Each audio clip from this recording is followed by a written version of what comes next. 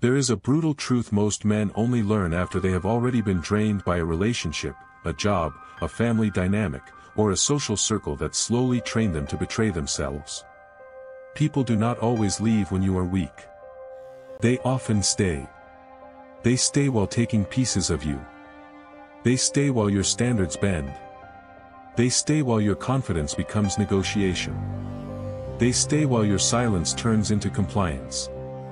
And that is the part no one warns you about. The fake world rarely punishes you for having no boundaries at the beginning. It rewards you. It calls you understanding.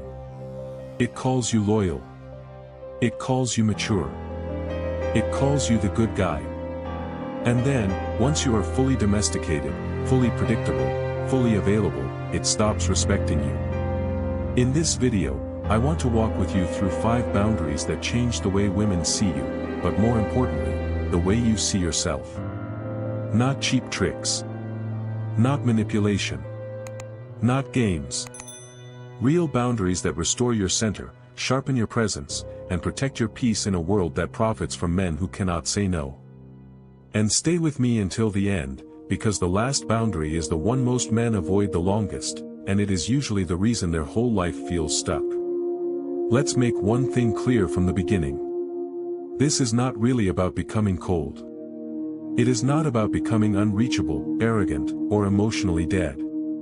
And it is not about trying to win against women. It is about something deeper. It is about learning how to stop volunteering your dignity to people who never had the discipline to honor it. Because that is the hidden disease underneath a lot of modern male frustration. A man thinks he has a relationship problem.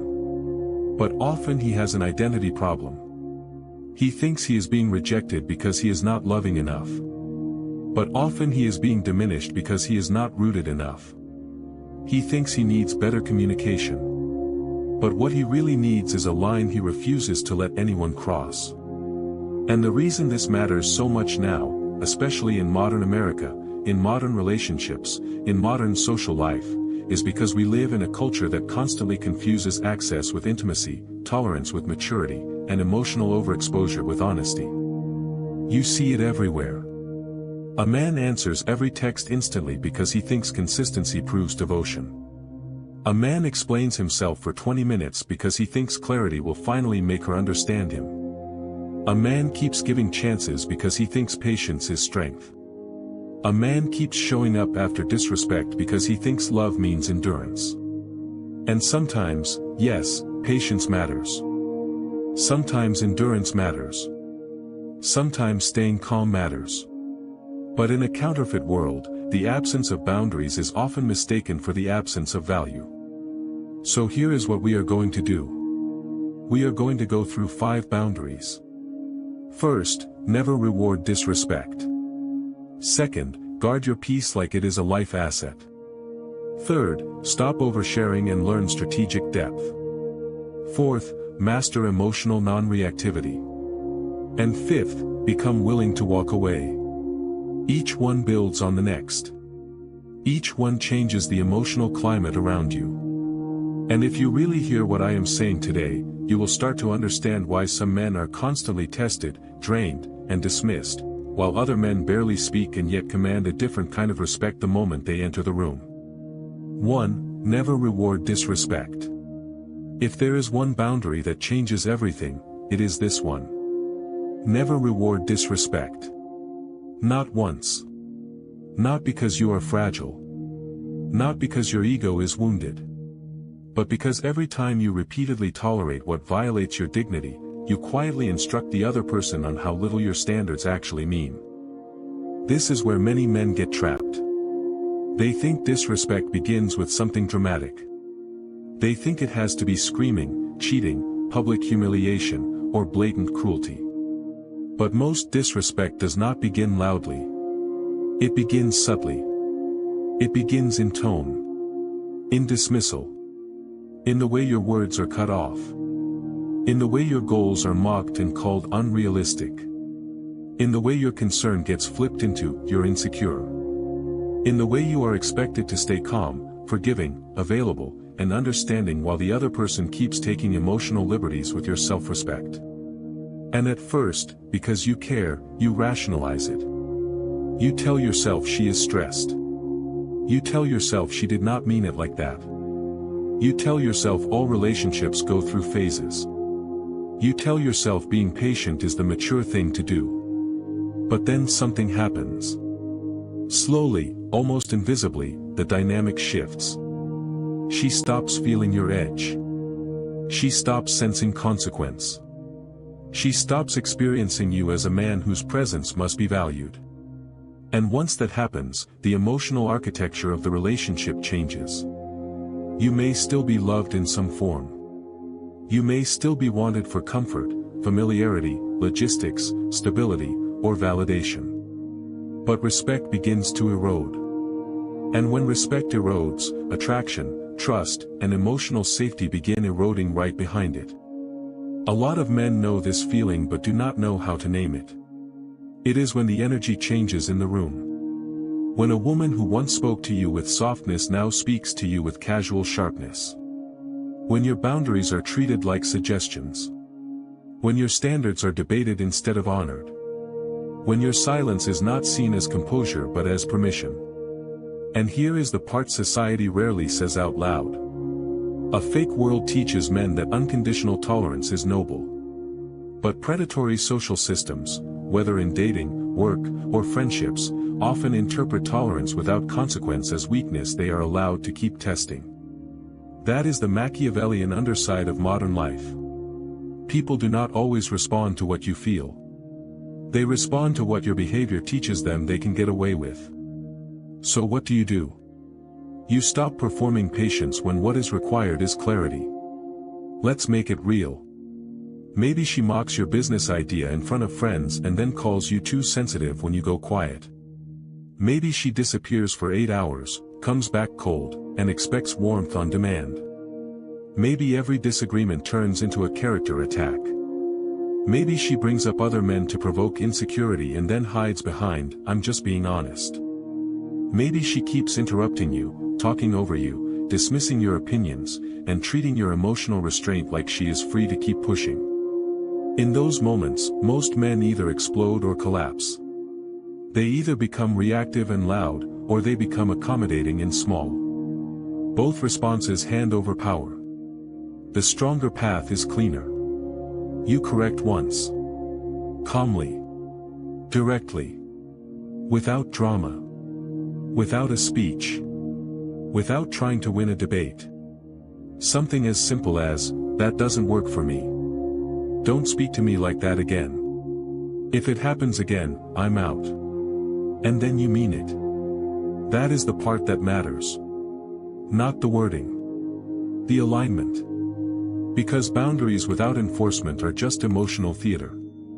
They sound strong, but everyone can feel they are hollow.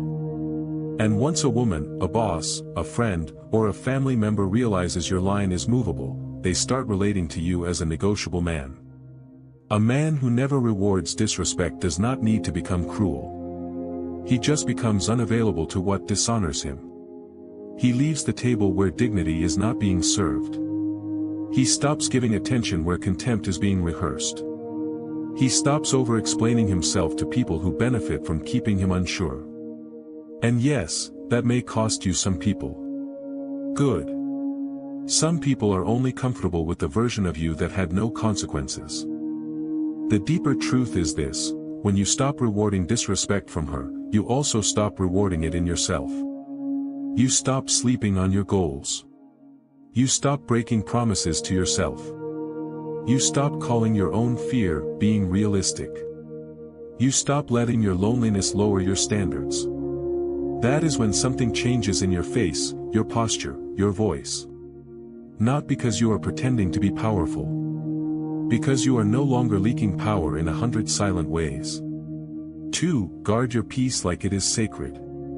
A lot of men spend years chasing status, money, attention, and desire before realizing the real luxury is peace. Real peace. Not boredom. Not numbness. Not isolation dressed up as strength. Peace. The kind that lets you think clearly, move deliberately, and sleep without your nervous system being owned by everyone else's chaos. That kind of peace does not happen by accident. You do not stumble into it. You defend it. You build for it. You arrange your life around it. Because here is what modern life has become for a lot of men. Wake up, grab the phone, get flooded with bad news, comparison, noise, outrage, pressure. Then work all day under deadlines and false urgency. Then answer texts from people who create emotional static. Then end the day overstimulated, undernourished, mentally scattered, and somehow calling that normal. It is not normal. It is just common. And common is dangerous. Common is how a man starts living in survival mode without realizing it. Common is how he becomes reactive, short-tempered, mentally tired, emotionally available to the wrong people, and spiritually absent from his own life. Women feel that. Everyone feels that. A man without peace walks into a room before his body arrives. His anxiety gets there first. His scattered attention gets there first. His need for reassurance gets there first. And even if people cannot articulate what feels off, they sense it. That is why peace matters so much. Peace is not passive. It is command. It is what happens when your mind belongs to you again. Think about how many men leak their peace every day. They respond instantly to messages that do not deserve instant access. They say yes to invitations they do not want. They stay on the phone too long with people who always leave them heavy. They return to conversations that never produce clarity, only confusion. They allow one woman's mood to decide the emotional weather of the entire day. They call that love. But often it is just undisciplined attachment. Guarding your peace means you start asking harder questions. Does this conversation nourish me or poison me? Does this habit sharpen me or numb me? Does this person bring order or disorder into my inner world? Does this dynamic require me to betray myself in order to keep it alive? And if the answer is yes, you stop romanticizing the damage. This is where the fake social world gets exposed again. A lot of people do not actually want your peace. They want your availability. They want your responsiveness. They want emotional access without emotional responsibility. They want a version of you that can always be interrupted, emotionally recruited, guilt, used, and pulled into their storms. The moment you start protecting your peace, some people will call you distant. They will call you cold. They will say you changed. They are right. You did. You changed from a man whose nervous system was open to public trespassing into a man with a gate. Let me make this practical. Maybe you stop answering late-night bait texts from someone who only reaches out when lonely. Maybe you stop attending family gatherings where your progress is mocked under the mask of jokes. Maybe you stop keeping your phone beside your pillow like your soul is on call for everyone. Maybe you stop spending Sunday nights in emotional postmortems with a woman who has no intention of changing her behavior. Maybe you wake up an hour earlier and reclaim a small part of the day before the world starts demanding things from you. Those small decisions look ordinary. They are not. They are architecture. They are how a calmer life is built. Peace also has a physical dimension. Clean your space. Train your body. Take walks without headphones sometimes. Read more than you scroll. Leave some silence in your day. Not because those habits are trendy, but because a disordered environment breeds a disordered mind. And a disordered mind gets manipulated easily. That is one of the oldest power games in the world. Keep a person overstimulated, emotionally tired, guilty, and distracted, and they become easier to lead away from themselves. That happens in media. That happens in relationships. That happens in workplaces. That happens in families. So guard your peace. Not like a luxury. Like infrastructure. Because the man who protects his inner order becomes harder to provoke, harder to confuse, harder to control, and much harder to replace. 3. Stop sharing too much. This one makes many men uncomfortable because it cuts against what they have been told. They have been told that the answer is always more openness, more disclosure, more emotional transparency, more immediate honesty, more access. And there is truth in vulnerability. There is beauty in being real. But there is also something else most men learn the hard way. Unfiltered self-disclosure does not always create closeness. Sometimes it creates collapse. A woman does not need your entire inner world poured into her lap in order to feel connected to you. She needs to feel that your inner world has gravity. That it has depth. That it is real. That it is stable enough to hold itself. That is different. Because when a man shares everything too early, too often, too emotionally, it can stop feeling like intimacy and start feeling like emotional outsourcing. She is no longer discovering you. She is managing you. She is no longer drawn toward your depth. She is being asked to organize it. And that changes the energy fast. You have probably seen this happen. A man meets a woman he likes.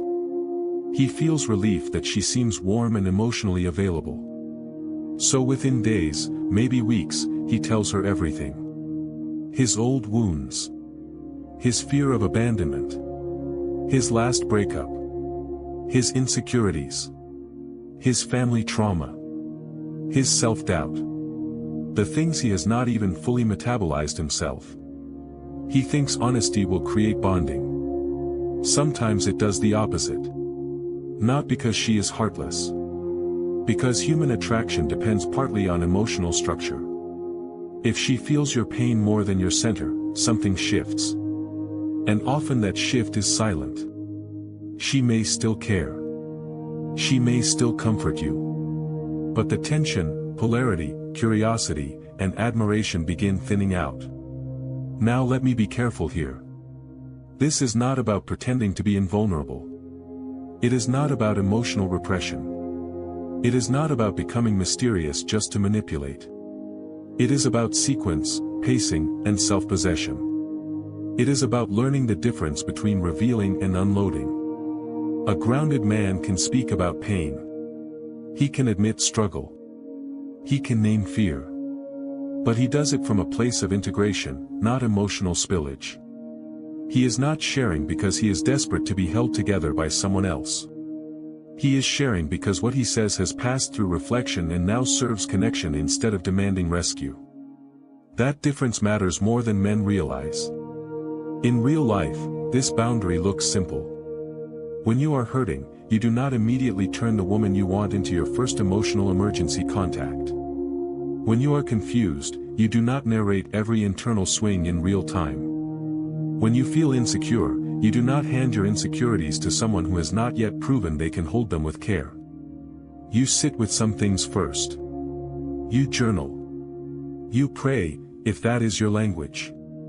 You train. You think. You let time remove exaggeration. You talk to a trusted mentor, a brother, a therapist, or a man who is actually equipped to help you think clearly. Then, when you speak from strength, not from spillover. This preserves something modern relationships desperately need: discovery. A woman should feel that there is more to know about you. More to uncover.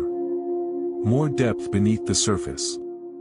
Not because you are playing games, but because a meaningful bond should unfold over time, not be emptied onto the table in week one. Remember, in a performative culture, oversharing is often rewarded as authenticity. But a lot of it is not authenticity. It is anxiety dressed as honesty. It is the fear that if you do not reveal everything quickly, you will not be chosen. That fear is what needs healing. Not just the communication style. And there is another hard truth. What you reveal carelessly can later be used carelessly. Not always with malice. Sometimes with immaturity. Sometimes in conflict. Sometimes in subtle loss of respect. Sometimes in a future argument where the person who once held your wounds tenderly suddenly throws your weak moment back into the room. That is not a reason to become closed. It is a reason to become discerning. A strong man understands that his story has value. He does not turn it into cheap currency just to feel seen. He lets people earn access. He answers honestly, but not exhaustively. He tells the truth, but with proportion. He speaks with depth, but he keeps his center intact. And when he does open up, it lands differently. It carries weight. It feels earned.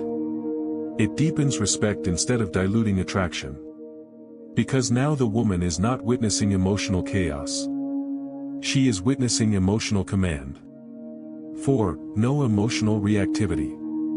This may be the boundary that changes your entire life, not just your relationships. No emotional reactivity. Not no emotion. Not no passion. Not no fire. No emotional reactivity. In other words, you stop letting the outside world pull your inner world around by the collar. This is where many men lose themselves without noticing. A text comes in colder than expected. Your stomach drops. Her tone changes. Your mind starts racing. She withdraws for a day. Your nervous system goes into analysis mode. Someone questions your value at work. Now your whole identity wants to defend itself. A friend betrays you. You want immediate retaliation. Rumors start. You want to correct every lie. What is happening in all those moments? You are being invited into reaction. And reaction always feels urgent. That is why weak patterns are so easy to obey. They feel necessary in the moment. But urgency is one of the oldest illusions in a manipulative world. Not every emotional trigger deserves a response. Not every discomfort is a command. Not every provocation is a call to battle. Strong men are not the men who feel nothing. They are the men who can feel intensely without surrendering authorship. Women test this, yes. Not always consciously. Not always maliciously. But they do. Life tests it too. People will pull, provoke, bait, delay, withdraw, contradict, accuse, and misread you. The question is never whether the test comes. The question is whether your emotional frame belongs to you or to the last thing that touched your ego. That is why emotional sovereignty matters. Because once another person can reliably control your state, they begin controlling the rhythm of your life. You see this all the time. A man who was productive all morning becomes useless because one woman sent a dry reply. A father brings work stress home and poisons the whole house. A husband cannot stay calm during conflict, so every disagreement becomes chaos. A man in a meeting hears criticism and responds defensively, exposing insecurity instead of leadership. Reactiveness is expensive. It makes you noisy when you should be observant. It makes you impulsive when you should be strategic. It makes you easy to read, easy to bait, easy to exhaust. Now here is the deeper layer, the one with real power. A surreal, fake social world trains people to trigger each other constantly. Outrage drives media. Provocation drives attention. Emotional escalation drives clicks, drama, gossip, and social leverage. The most manipulated people are often the people who think every feeling must be immediately expressed and every irritation must be immediately honored. You do not have to live like that. A more powerful life begins when you create space between stimulus and response. When her mood changes, you notice, but you do not collapse into it. When she throws a loaded question, you hear the question beneath the question. When someone tries to shame you into an explanation, you realize not every accusation deserves your defense. When disrespect appears, you address it from stillness, not from injury. That takes practice. Real practice. Breathing before speaking. Pausing before replying. Taking a walk before making the call. Sleeping on decisions made in anger. Learning your triggers so they do not keep ambushing your life. Ask yourself, what makes me rush? What makes me prove? What makes me panic? What tone of voice shrinks me? What kind of withdrawal makes me chase? What kind of criticism makes me forget who I am? Those questions matter because unexamined triggers become public handles. Anyone can grab them. The emotionally disciplined man is different. He talks less, but says more. He notices more than he reveals. He does not need the last word. He does not rush to explain himself to people who are committed to misunderstanding him. He does not burn down trust because his pride got bruised for 10 minutes. And something beautiful happens when you live this way. The people who used to move you so easily begin losing access to that power. The ones who thrive on drama feel strangely ineffective around you. The ones who respect calm feel safe with you. The room changes. Your timing changes. Your judgment sharpens. This is not coldness. This is containment. This is the kind of strength that lets a woman feel your steadiness instead of your volatility.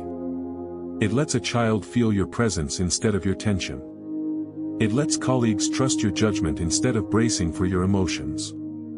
No emotional reactivity means you stop making every feeling a steering wheel.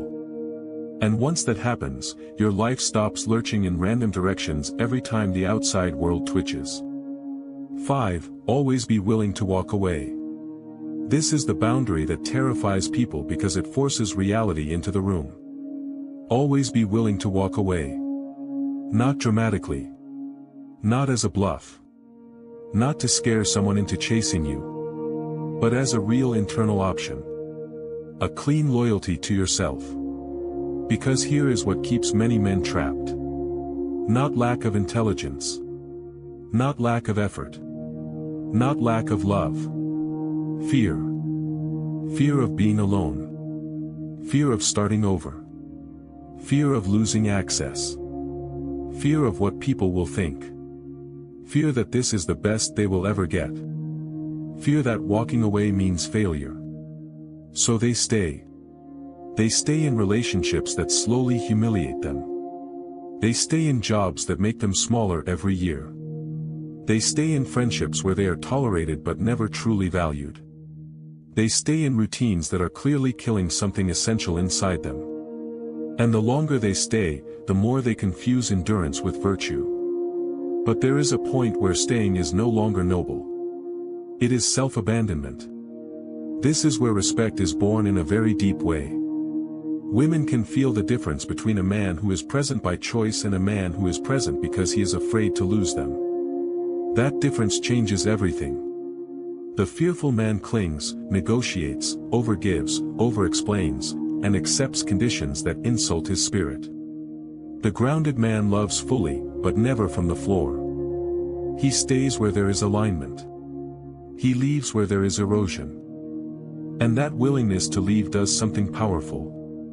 It puts truth back into your behavior. Now your kindness is real because it is not desperate. Now your patience is real because it is not helplessness. Now your loyalty is real because it is chosen, not extracted from fear.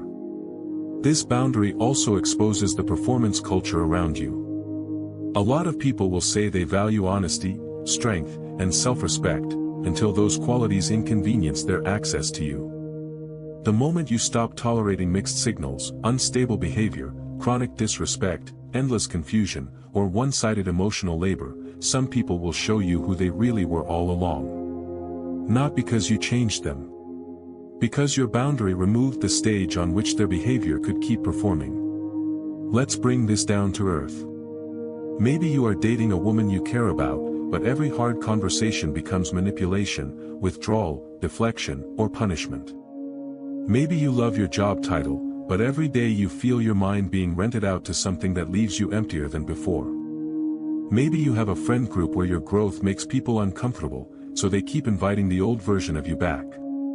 Maybe you are holding on to someone not because they bring peace, but because their presence temporarily numbs your loneliness. In all those cases, one question matters. If I were not afraid, would I still stay here? That question will tell you more about your life than most advice ever will. Walking away is painful. Let's not lie about that. Sometimes it means grieving a future you imagined. Sometimes it means sitting in silence where chaos used to be. Sometimes it means facing the emptiness you had been using another person to hide from. Sometimes it means rebuilding your standards while your heart still misses what hurt you. But that silence after departure is often sacred. Because it is there, after the final step, after the panic, after the bargaining in your head, that you start meeting the next version of yourself. The one who can breathe without chasing. The one who can be alone without being abandoned. The one who stops mistaking emotional intensity for connection. The one who remembers that peace, self-respect, and mission are not things to trade for temporary closeness. The man who is willing to walk away becomes difficult to control. That is why this boundary matters so much. He cannot be bought with crumbs. He cannot be kept with guilt. He cannot be managed through confusion. He cannot be domesticated through occasional affection and regular disrespect. And the irony is that once a man truly becomes willing to leave what dishonors him, he often becomes more desirable, more respected, and more trusted. Not because he is acting hard to get. Because he has finally become hard to own. So let's bring it all together. Never reward disrespect. Because what you tolerate repeatedly, you teach.